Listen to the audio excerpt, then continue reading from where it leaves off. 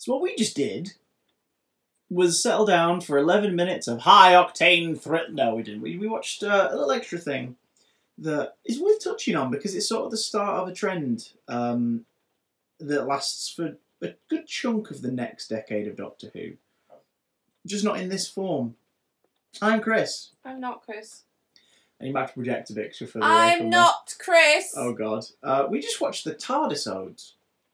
Now, the Tardisodes accompanied Doctor Who Series 2 in 2006 and were released, if I remember correctly, through the Doctor Who website. It's not possible to find them as of the time of this recording on there, and it's only because of other fans who rip the footage and stuff over the years that they've even survived, which means they're super compressed and look very, grainy. Very grainy on full-on video. But if you watch them on your phone, they're a little better. What they are these tiny prequels to each of the episodes of Series 2, either setting up something that we hear about in the episode, or just giving a little taste of what's about to happen. So, we just watched them really quick, and we're going to play a kind of game, in that we're going to try and remember what the hell we just watched.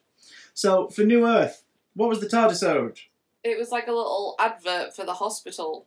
Hosted by Novice Haim. Cat. Cat lady. Cat. Cat nurse. Cat. Not a nurse for cats. A nurse who is a cat. cat. Yeah, Novice Haim hosts this, what do you call it? Little ident about the hospital on New Earth and the work the Sisters of Plenitude do. Really? Talk about the instant cures. Anything. And then we get a nice little tag at the end that makes it seem like maybe this advert was being recorded during the outbreak toward the end of the episode because they hear screams down the corridor. And meows. And meows by Jingo. Nice little teaser. That's kind of cute. Does the job. They clearly just took a camera to one side and spent half an hour filming little bits for it on set. So fair enough. That's kind of cute. It doesn't really add anything overall. It's just a teaser of what the episode is about. Tooth and Claw. A guy is walking. Well, not the first thing we see. Oh, there's a meteorite. Yeah. That falls to Earth in a big explosion. And then 300 years later, a guy is walking through a field. Big beardy man.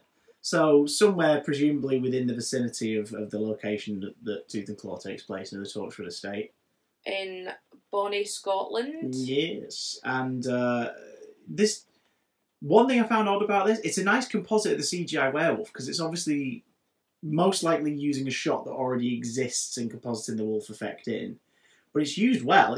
I think prior to the episode going out, that's a pretty cool way to sort of go, there's a werewolf in this one. You're gonna want to check this out. Yeah, that's quite cool. But it was running around in the daytime, and I'm like, doesn't it only show up at night? But then again, maybe in the episode... I was thinking that. Maybe in the episode, the transference has to begin at night. Maybe this is literally just a wolf eating someone. Do you know what I mean? Maybe it was just a wolf. And it just happened to be large. A big CGI 9-foot-tall wolf. Yeah. School reunion! School reunion is Mickey in a cyber cafe. Yeah. Hey, I was going to say, do you remember them, but they still exist. Researching, yeah, they do. Yeah. Researching things because something's going on, and he finds the school. What's the school called? I can't remember now. Monster High. Monster High School, Jeffrey Vale Academy, something like that. And he rings up Rose and is like, "Oh, Chuck, you're gonna have to come and have a look at this because it's dead weird, Because that's how Noel Clarke talks. Yeah. Apparently. Well done, dear. Rise of the Cybermen. We get the Gemini broadcast. No, I've skipped ahead. Girl in the Fireplace. We meet at least the pilots of the crew of the SS Madame de Pompadour. We do. When the ship is hit by a solar wave or what have you, and it shorts out, and they're thrown into disarray. Cut to maybe hours later, there's clearly a dead crew member in the cockpit. Someone is not alive in there. And the clock smashes. And there's one barely clinging to life as they're approached by what we now know, of course, to be one of the maintenance droids, clockwork droids. They've obviously... So that kind of... You know what I like about that? It kind of implies that their plan to use the crew to repair the ship happens within hours of the ship getting damaged.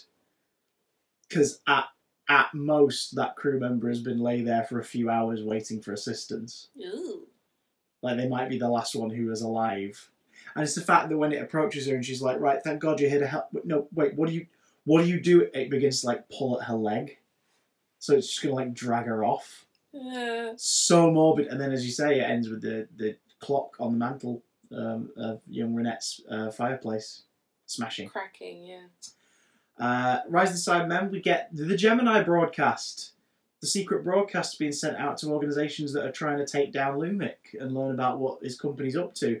Specifically, the fact that over 250,000 workers for his companies have been have gone missing over the last few years in South America. So presumably, like his factories where stuff is built, employees have gone missing with no accountability. Meaning, he probably tested out the various experiments to create the Cyberman on over 250,000 people. But we see the Gemini broadcast, so this is what Pete Tyler and obviously the people he's working with are putting together on the quiet to help aid everybody in taking Lumic down. But we see, if you watch this go out at the time, we see Mickey watching, except it's not Mickey, it's Ricky. Age of Steel's kind of straightforward. Can you remember what that one was? It's just sort of the upgrade process is happening. It's being fast tracked. If you see a Cyberman, oh no, that's the Nope. last one. Sorry. So there's not really much more in that one.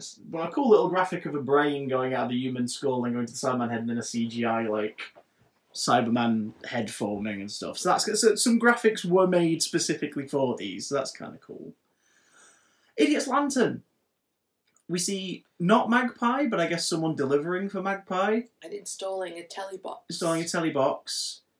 In the Conley home. I think it's Grandma Conley. Looks like her. Mm. She oversees the installation, sits down to watch it, and pretty quickly after it's been installed, the wire devours her face. So that Tardisode actually happens, I guess so the Age of Steel one, really, but it happens during the episode. Because it'll have happened, like, the day or whatever before the whole Muffin the Mule... It's like it was in a room with you! It'll have happened, like, in the day before that happened. Yeah. So that's kind of cool. Like, a little one that's like, oh, yeah, you didn't see this happen, did you? But you did if you watched that short on the website a few days before the episode went on the telly. Weird, dude! The Impossible Planet. We meet the actual captain of the crew that are going to the planetoid, the initial expedition. Just before he sets off. Being told, and we see that there's some stuff to look over. We meet an Ood very briefly that glitches and says something about the beast. And it all seems very straightforward. And it's kind of nice as well. It's sort of a little bit of world building. That the stuff they're working on isn't grubby tech, but obviously it's very industrial and this and the other. Mm. But the company they work for and everything, it's all pristine white and glass and you know, it's that whole thing of, here's the public face of it all, and you guys go work in this shite. So that was a nice little touch. It was very Aliens, you know, like when Ripley's at the hospital at the beginning of it, you sort of see what the world, the organisation, everything, the Weyland-Yutani have back home looks like compared to the stuff that they work on. So that was kind of nice. The one for the Satan Pit is a sequel to the Tardisode for the Impossible Planet, because it's shortly after that captain has died, and like pre-Danny and pre-Scooty, basically. It's like two... Scooty? It's like two other employees. It's sort of... It's not covered in the main story, but I guess this implies that maybe Wasn't there that was... her, though? It wasn't her, no. I guess this implies that maybe there was more crew. Yeah. That's what prior I thought, to that crew arriving. Well, so there must have been, he wasn't because just acting captain.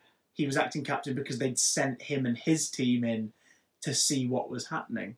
No, I don't think so. I think that they were part of the team. But then why didn't they mention that there'd been several deaths? They just mentioned that the captain had died. I feel like this one's a bit of an anomaly. They're using the set but not quite checking to see if it fits.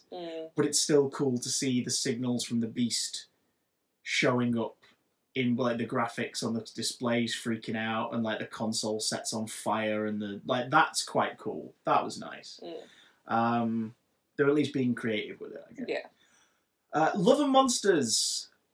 We see Victor Kennedy, definitely not played by Peter Kay, obviously, but we see Victor Kennedy triangulating a place to infiltrate, I guess, because you see him discovering Linda. Yeah. On his computer, like he finds that they're the group that are posting all this stuff, which answers a pretty big question. Yeah, Linda put a website together. When he clicks like join Linda, they've written, and it reads like Elton speaking. Yeah. It's something of like, well, see, we're actually a secret organisation, so we can't tell you that. But if you need us, you can find us. And this is like, what? And you can hear him being a bit annoyed, so he sort of because he's just making very absorbaloffy, like husky breathing noises. Yeah. So he picks up this little device that then triangulates primitive web page or something like that, and it basically tracks where the website was created, like the whatever it's called, the bloody code that's unique to every computer, like tracks it down. Yeah. And then his IP address. Oh, that's the web. Yeah, that'd be it, wouldn't it? And then his maid comes in, because it's like, oh shoot, how long has he been like living on Earth in a disguise? Because he's in like a really posh looking room. I mean, in reality, it'll be part of the set they made it for Linda, where he's got like all his bookcases and everything. He's got really refined furniture that he's just brought in. They'll have just put a door in that set and made that work. But it's sort of like, oh yeah, darker lighting. No, but that's why like Victor Kennedy looks like that in his disguise, dresses like that. He's obviously a very well-off man. How did that happen? Like, how long has he been here? So that's kind of an interesting idea. Like the Tardisode opens up a question you didn't really think of, which is, how long has the Absorbaloff been disguised on Earth, waiting for this in? Ugh. To the point where they've got a good place and they live in a. Do you know what I mean? Do you reckon he absorbed the guy who owns the place that he's in, and he's just taken his look? Maybe that could be it. Crime Crackers. For the Fear Her Tardisode, we get a knockoff DI Harry Bat. That's the vibe. He's minus the tash and he's not Geordie, he's Welsh. But yeah, for Fear Her, we get a Crime Stoppers, Crime Watch kind of knockoff of a bloke going around Dame Kelly Holmes' place, or whatever it's called, Dame Kelly Holmes Street, whatever it is, talking about the missing kids and speculating that, like, if you've seen them, call this number, and it's like a TV safe, impossibly long phone number, but implying that maybe these 9, 10-year-olds have left to join gangs. Like, what? But I guess you couldn't really do anything else for a spending no money teaser for Fear Her, could you? So it's kind of a fun one. Yeah, it fits. That like a show's going like, this kid's going missing. If you've seen anything, you don't want to talk to the police. Talk to us, Crime Crackers. You're like, okay. So that's kind of cute. What do we get for Army of Ghosts? That one's quite cool. It's a news report chatting about. No, Army of Ghosts. Oh. It's a publishing house. It's a newspaper office. Oh yeah, somebody's saying that they think they know what the cause of it is, and they ghosts. Yeah, they figured out what Torchwood is. Yeah, and they've got like talking these to the documents, editor. and there's like the 10th Doctor hanging out with like a tutored guard and stuff. Like they've found these different bits of evidence that this man's being studied, and Torchwood is this thing that's studying him, and then government officials come in and not government officials. Government officials, definitely not Torchwood. Right, come in. I don't want to get taken by Torchwood. Don't worry, Torchwood 1's gone. Oh, yeah. So is Torchwood 3. Can't remember what happened to Torchwood 2. I think there's a line in Torchwood that says that they lost it. It was just lost somewhere. Yeah. Okay. Torchwood the show is Torchwood 3. And they come and take him away. Because he's not allowed to talk about it. And the editor is I was going to say Torchwood sympathiser. That's not what I mean. Well, either way, she knows that they're not meant to be revealed. So it's possible Torchwood have an arrangement with the press. Yeah. This is your new front page. that cute girls get good results. It's like a GCSE results story or something. It's like, okay. And while the guy's being carried off ranting and raving about, like, he knows about the ghosts. You're like, okay. And then we get the one for Doomsday, which is set during, I guess, the latter half of that episode after the Genesis arc has opened. Because what happens in the last Tardisode? It's a news report of the Cybermen saying what? that the government aren't... What are they called? Cybermen. I love you. And the government... Cybermen. The government can't do anything about it. So, you know... The army are trying to fight them, and yeah, well, it's an emergency. Man for himself. It's an emergency broadcast. If you see a Cyberman, run. British networks, basically, isn't it? Yeah. It's the nuclear broadcast essentially, but it goes wrong. And I love that she breaks down and starts talking to her mum and dad, saying that she loves them. Like, she loses her cool after she realizes that, hang on, there's something in the building as well. But what's in the building isn't a Cyberman, is it? It's a Dalek. Dalek. And she gets exterminated. She does. By the end. She does, IA. And... Alonzi. I think, again, like, we watched them in a little compilation on YouTube, and you can find them out there. Some people have put them up individually, some people have put them into a compilation video. I think watching them now out of context, they just provide a little bit of sort of, oh, that's kind of neat. Oh, that's alright. Like, they're not a significant part of it. But the reason why I wanted to cover them is I watched these go out on the website when they came out, and it was a great way to build excitement. There was two things that came out during the week before a new episode. There was the Tardisodes, and on the CBBC show Totally Doctor Who, there was always a preview, like a little short scene from the episode that was coming out that weekend. So before the episodes came out, there were always two little treats during the week that geared you up for them, and it was a really fun way to generate like hype for Saturday night. Yeah, I bet it did, because they were pretty good then. It was cute, and they didn't. I guess they just. I mean, it's not like they spent a lot of money on them anyway, but it still costs money to do something like that. Just these little productions would have cost like a good few grand, maybe anything up to 10 grand possibly to get them done. Because it's about shooting, compositing CGI effects, changing some things, you know, reworking stuff. You've got to pay editors, you've got to pay camera people. Like, it all depends.